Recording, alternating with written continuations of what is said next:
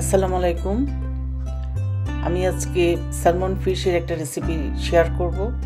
এটা হলো garlic butter salmon, আর খুবই ডেলিশিয়াস এবং খুবই ক্রিমি টেক্সচার, আর খেতে তো খুবই নাইস। এটা রাইস দিয়েও খাওয়া যায়, তারপর পোলাও, তারপর পরোটা, সব কিছু দিয়ে ভালো লাগবে। তো আমি ফুল রেসিপিটা দেখিয়ে দিব।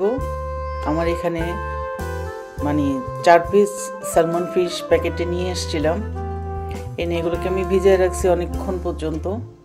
এখন এগুলোকে একটু ক্লিন করব, যেহেতু আমিষ আছে। তারপর ক্লিন করে তারপর এই যে আমি দিয়ে দিচ্ছি, একদম ড্রাই করে নিচ্ছি। এরপর দিয়ে দিচ্ছি লবণ আর ব্ল্যাক পেপার। এই পাশে দিয়ে এবং ওপাশে দিয়ে দুপাশে আমি ভালো করে মাখিয়ে নিব লবণ আর ব্ল্যাক পেপার। খুবই সিম্পল, খুবই ডেলিশিয়াস আর খুবই হেলদি কিন্তু। দুপাশে লাগেই। তারপর আমি এখন একটা প্যানের মধ্যে তেল দিয়ে ভেজে নিব।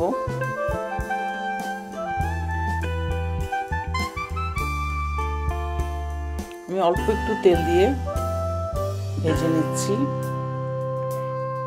আর আমি নর্মাল তেল ইউজ করতেছি না, এটা কিন্তু র্যাপসিড অয়েল ইউজ করতেছি, যেহেতু আমি হেলদিভাবে করছি। এই পাশ ওপাশ দুই পাশ আমি ভালো করে এটা ভেজে নিব।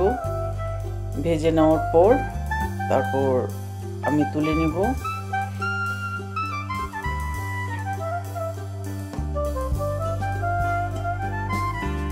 একদম লাল লাল করে আমি ভেজে নিছি। এখন আমি এগুলো তুলে নিব। তুলে নিয়ে সেম প্যানের মধ্যে এখন আমি দিয়ে দিব বাটার, যেহেতু আমি এটা বাটার দিয়ে করছি। আর অনেকগুলো গার্লিককে আমি কুচি কুচি করে কেটে নিয়েছি। এখন দিয়ে দিব গার্লিকগুলো। তারপর আর একটা পেঁয়াজকে আমি কেটে নিয়েছি, পেঁয়াজটাও দিয়ে দিব। দিয়ে একসাথে আমি গার্লিক এবং অনিয়ন দুইটি ভেজে নিব ভালো করে।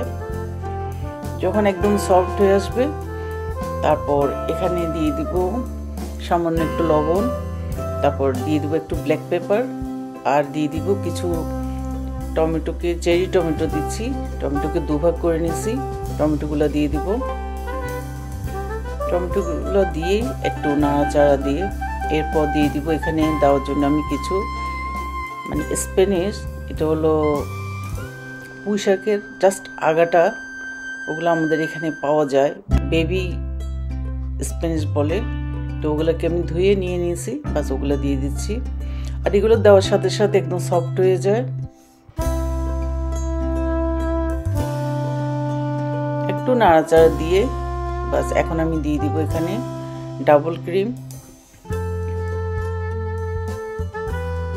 এই যে এখান থেকে আমি দিয়ে দিব 1 কাপ ডাবল ক্রিম।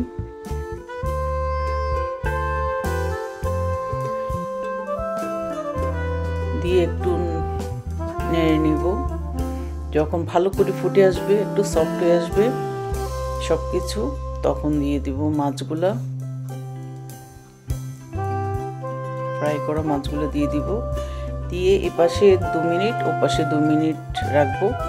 এর মধ্যে এখানে আমি দিয়ে দিব একটু লবণ, টেস্ট করে দেখব ঠিক আছে কিনা। এখানে কোনো স্পাইস লাগে না, জাস্ট ব্ল্যাক পেপার আর লবণ, এই দুইটাই, আর গার্লিক, তারপর অনিয়ন, এগুলোই লাগে, এর চেয়ে বেশি কিছু লাগে না। তবে খেতে কিন্তু খুবই অদ্ভুত। আর লাস্ট মুহূর্তে আমি দিয়ে দিচ্ছি একটু চিজ। তারপর এখন দিয়ে দিব কিছু কোরিয়ান্ডার, আর দিয়ে দিব কাসুরি মেথি। কাসুরি মেথিটা আমার ফ্রোজেনে আছে, ওখান থেকে একটু কাসুরি মেথি দিয়ে দিব।